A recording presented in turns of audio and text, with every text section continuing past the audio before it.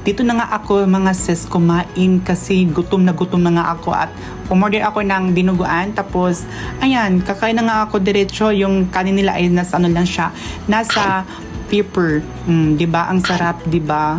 Kung mapupuntaan nyo ito mga sis, talaga ang sarap. So, ito na yung overloaded na halo-halo mga sis. Ang sarap. Talagang hindi ka magsisisi. Nasa 12 ringgit lang yan siya. Compare natin sa iba, maliit lang yung ano nila, serve sa halo-halo. Tapos 15 ringgit pa. So, napakasarap yan sis. So, I think mga 2 beses na ako nakakain dito after mga 1 taon, ganun mahigit.